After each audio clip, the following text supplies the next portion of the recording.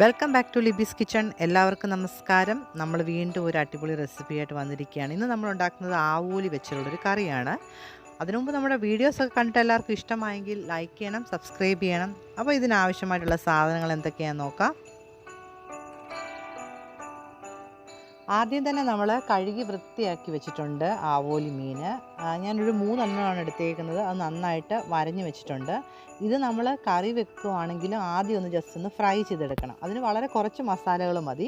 അപ്പോൾ അതിനായിട്ട് ആദ്യം ഞാൻ ഒരു ടേബിൾ സ്പൂൺ മുളക് പൊടി എടുത്തിട്ടുണ്ട്. നമ്മൾ 3 മീനിനൂടെ പുരട്ടാനായിട്ടാണ് 1 ടേബിൾ സ്പൂൺ മുളക് പൊടി, പിന്നെ ഒരു 1/2 ടീസ്പൂൺ മഞ്ഞൾപ്പൊടി, പിന്നെ അത്ര തന്നെ 1 ടീസ്പൂണോളം കുരുമുളക് പൊടി, പിന്നെ ആവശ്യത്തിന് ഉപ്പ്, ഇതെല്ലാം കൂടെ ചേർത്തിട്ട് പിന്നെ കുറച്ച് നാരങ്ങാനീരും കൂടെ ഒഴിച്ചിട്ട് ഒന്ന് നന്നായിട്ടൊന്ന് മിക്സ് ചെയ്യണം.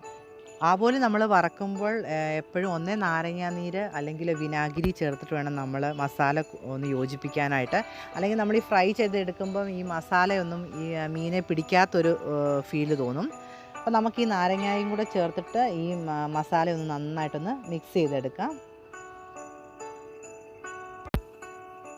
ഇനി ഇതിലേക്ക് വളരെ കുറച്ച് വെള്ളം ഒഴിച്ചിട്ട്, അത് 2 ടേബിൾ സ്പൂണോളം വെള്ളം മതി. വെള്ളം ഒഴിച്ചിട്ട് നന്നായിട്ടൊന്നൊരു മിക്സ് ചെയ്തെടുക്കുക. അതിലോട്ട് കുറച്ച് വെളിച്ചെണ്ണയും കൂടെ ചേർത്ത് കൊടുക്കാം നമുക്കൊരു രുചിക്ക് വേണ്ടി. ഇനി ഈ ഒരു പരുവത്തിൽ നമുക്ക് നന്നായിട്ട് മീനിൽ തേച്ച് പിടിപ്പിക്കാം. നമ്മൾ ഈ കറി വെക്കുന്നതുകൊണ്ട് ഒരുപാട് മസാല നമുക്ക് ഈ മീനെ തേച്ച് പിടിപ്പിക്കേണ്ട. ജസ്റ്റ് ഒന്നൊരു ലെയർ, ഒരുപാട് കട്ടിയായിട്ട് മസാല നമ്മൾ നോർമൽ മീൻ വറക്കുന്ന പോലെ വേണ്ട.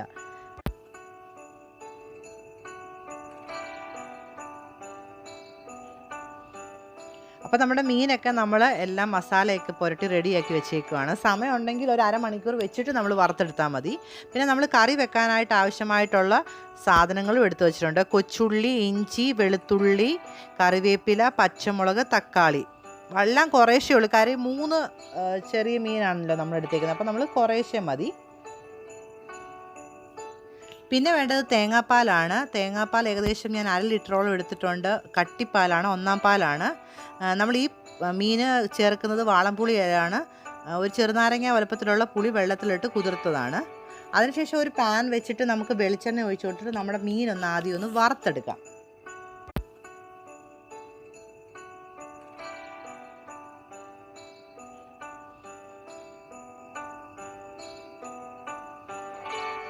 ഒരുപാട് നമ്മൾ ഡീപ്പ് ഫ്രൈ ഒന്നും ചെയ്യേണ്ട. ഒരു 2 മിനിറ്റിൻ്റെ കൂടുതൽ ഫ്രൈ ചെയ്യേണ്ട ആവശ്യമില്ല.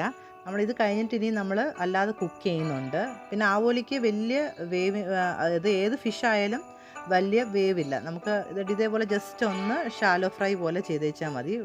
കണ്ടല്ലോ, മീൻ ഫ്രൈ ആയിട്ടുണ്ട്. നമ്മൾ ഇതിനകത്ത് ഒരുപാട് എണ്ണയൊന്നും ഒഴിക്കേണ്ട ആവശ്യമൊന്നുമില്ല. കണ്ടല്ലോ, വളരെ കുറച്ച് എണ്ണയിലാണിത് നമ്മളൊന്ന് ഫ്രൈ ചെയ്തെടുത്തേക്കുന്നത്. ഇതിനി മാറ്റിയിട്ട് നമുക്ക് ഈ എണ്ണയിൽ തന്നെ നമുക്ക് ബാക്കിയുള്ള സാധനങ്ങൾ വഴറ്റിയെടുക്കാം. അപ്പോൾ നമ്മുടെ മീനൊക്കെ നമ്മൾ വറുത്തെടുത്തിട്ടുണ്ട്. അതിനുശേഷം നമ്മൾ എടുത്ത് വെച്ചിരിക്കുന്ന ഈ കൊച്ചുള്ളി, ഇഞ്ചി, വെളുത്തുള്ളി, പച്ചമുളക്, ഇത്രയും നമ്മൾ ഈ മീൻ വറുത്ത എണ്ണയിലോട്ട് ഇട്ട് തന്നെ ഒന്ന് നന്നായിട്ട് വഴറ്റിയെടുക്കാം. ഇതൊന്ന് ഒരു പകുതി വഴന്ന് വരുമ്പോഴത്തേക്കിന് നമുക്ക് തക്കാളി ചേർത്ത് കൊടുത്താൽ മതി.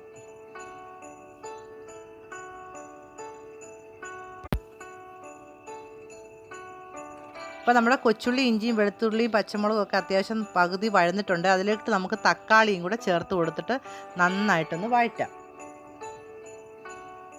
അപ്പോൾ നമ്മുടെ മസാലക്കൂട്ട് അത്യാവശ്യം വഴന്നു വന്നിട്ടുണ്ട്. അതിലേക്ക് ഞാൻ ഏകദേശം 1.5 ടീസ്പൂണോളം കാശ്മീരി ചില്ലിയാണ് ചേർക്കുന്നത്. കണ്ടല്ലോ, നമ്മൾ ഓരോരുത്തർ എരിവിനനുസരിച്ച് മുളക് പൊടി ചേർക്കാം. നമ്മളിതിനകത്ത് പച്ചമുളക് ചേർത്തിട്ടുണ്ട് എരിവിന് വേണ്ടി.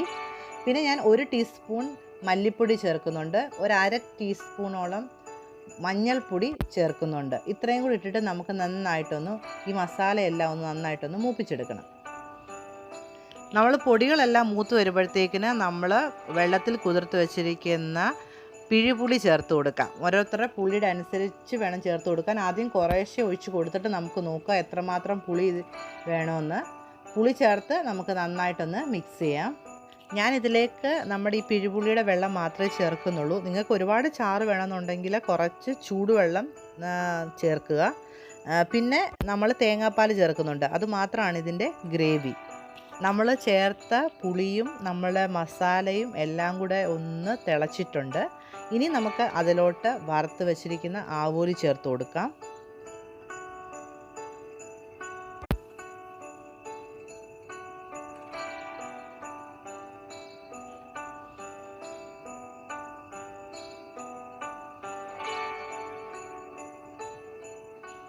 ഈ മസാലയൊക്കെ ഒന്ന് നമുക്ക് മീനിൻ്റെ പുറത്തൊന്ന് കുറച്ചൊന്ന് തേച്ച് പിടിപ്പിച്ച് കൊടുക്കാം. അതിനുശേഷം നമുക്ക് തേങ്ങാപ്പാൽ ഒഴിച്ചു കൊടുക്കാം. ഏകദേശം ഇത് 1/2 ലിറ്ററോളം കട്ടി തേങ്ങാപ്പാലാണ്, അതായത് ഒന്നാം പാലാണ്.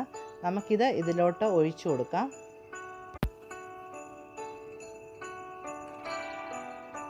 നമ്മുടെ കറി തിളച്ച് വരുമ്പോൾ ആവശ്യത്തിന് ഉപ്പ് ചേർത്തിട്ട് നമ്മൾ പിന്നെ ഇളക്കല്ല് കേട്ടോ, ജസ്റ്റ് ഒന്ന് ചുറ്റിച്ചെടുക്കാവൂ. അതിനുശേഷം ഒരു 2 മിനിറ്റ് നല്ല തീയിൽ അടച്ചു വെച്ച് വേവിക്കാം.